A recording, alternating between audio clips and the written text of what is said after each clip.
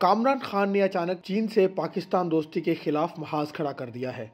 पहले तो उन्होंने पूरी वीडियो बनाई, सोशल मीडिया पर डाली और चीन को खूब रगड़ा कि यह किस किस्म का हिमालय से ऊंचा और समंदर से गहरा दोस्त है जो पाकिस्तान के मुश्किल तरीन हालात में पाकिस्तान के साथ नहीं खड़ा हो रहा। उनका कहना था कि पाकिस्तान को FATF की वजह से शदीद मुश्किलात का सामना है। हमें IMF से कर्जा नहीं मिल रहा क्योंकि हमारे सामने जो शराइत रखी जा रही हैं वो इस हद तक शर्मनाक हैं कि उन्हें कबूल करना हमारे जैसी मैशियत के लिए भी मुश्किल हो रहा है। फिर हमें मजबूरन सऊदी अरब के पास जाना पड़ा और उन्होंने हमें सिर्फ रकम अपने बैंक में रखने के लिए दी, मगर इसके लिए भी शराइत ऐसी आयद कर दी हैं कि महज मुआहदे के सामने आने वाले मंदरजात देखकर शर्मिंदगी होती है।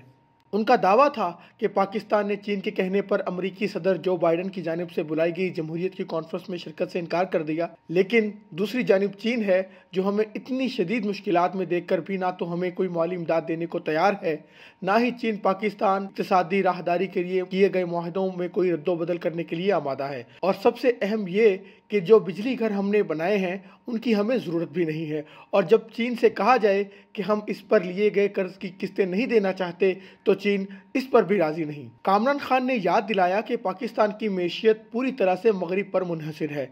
FATF से निकलना है तो इसके लिए भी अमरीकी और यूरोपीय आशीर्वाद चाहिए होगी, और IMF से किस्त लेनी है या दुनिया के दीगर बड़े मालियाती इदारों से कर्ज लेना है तो वो भी अमेरिका की आंख के एक इशारे से मुमकिन हो सकता है। लेकिन बजाय इन ताकतवर ममालिक के साथ नजर आने के पाकिस्तान ने अपनी किस्मत की डोर चीन के हाथ में दे दी है, जो कि हमारी बुनियादी ज़रूरियात के हवाले से भी हाथ पकड़ाने को तैयार नहीं।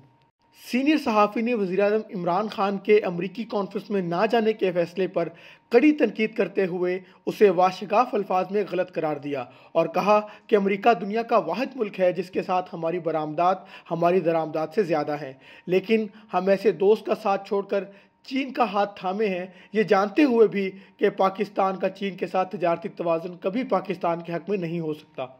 बात लेकिन सिर्फ वीडियोस पर नहीं रुकी। अगले रोज़ उन्होंने दुनिया न्यूज़ पर अपने शो में अच्छा खासा लंबा प्रोग्राम किया जिसमें उन्होंने खारजा, दिफाई और मुआशी अमूर के माहिरीन के अलावा वज़ीर ख़ारजा शाह महमूद कुरैशी और कौमती सलामती के मशीर मोइद यूसुफ से भी बात की। उनमें से बहुत से लोगों ने चीन के हक़ में दलाइल भी दिए।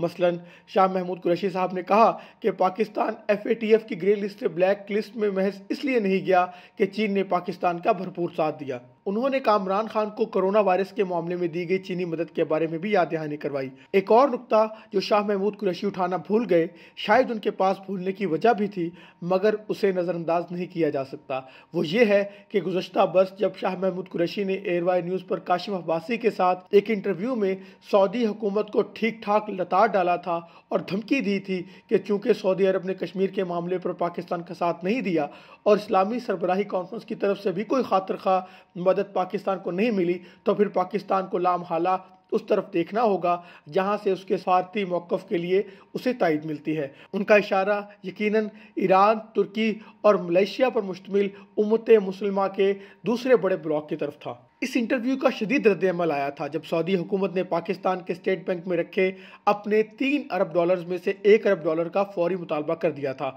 और चंद हफ्तों बाद $1 अरब और मांग लिया था। इस मौका पर चीन ही ने पाकिस्तान की मदद करते हुए ये रकूम पाकिस्तान को फराहम की थी जिससे हम सऊदी अरब के साथ मामला निपटाने में कामयाब हो गए। हैरत की बात यह है कि ये मामला ना कामरान खान को याद था और ना ही शाह महमूद कुरैशी ने उसे उठाने की जहमत की। अब ये भी याद रखिए कि कामरान खान के अलावा शब्बर जैदी भी वाज़ेह अल्फाज में कह चुके हैं कि पाकिस्तान दिवालिया हो चुका है, ये चल नहीं रहा और अगर इसको ठीक करना है तो अवलीन तौर पर तो हमें यह तस्लीम करना होगा कि हम मान लें कि यह मसला है ताकि उसे ठीक करने की तरफ बढ़ सकें। अगर एक बार ये बात मान ली जाए तो फिर ठीक करने का तरीका यही है कि मगरिब की तरफ दोस्ती का हाथ बढ़ाया जाए। हम जो कुछ भी पैदा कर रहे हैं उसकी मंडी मगरिब ही है, एशिया में इन चीज़ों की कोई मंडी नहीं। आप सोच रहे होंगे कि अचानक इन दोनों को क्या हुआ, तो जनाब गौर से सुनिए शब्बर जैदी क्या कह रहे हैं। उनका कहना है कि पाकिस्तान दिवालिया हो चुका है। बाज़ उन्होंने इसकी वजाहत भी जारी की तो अपने अल्फाज वापस नहीं लिए, बल्कि ये कहा कि 30 मिनट की तकरीर में से यही 3 मिनट की तकरीर पर मीडिया ने कुछ ज़्यादा ही बात कर ली, वगरना मैंने तो वहाँ उन मसाइल के हल भी बताए थे। गोया मसले की मौजूदगी या उसकी शिद्दत के हवाले से वो अभी भी अपने कहे पर कायम है। यूं भी उनका कायम होना या ना होना गैर अहम है। उनकी गवाही महज इसलिए मोतबर है कि माजी में वो इसी हुकूमत के FBI के सरबराह रह चुके हैं, वरना जो कुछ वो कह रहे हैं ये किसी भी शऊर रखने वाले शख्स को पहले ही मालूम है। पाकिस्तान की मैशियत का आलम यह है कि हम अपने बजट का सबसे बड़ा हिस्सा इस वक्त कर्जा वापस करने में लगा रहे हैं।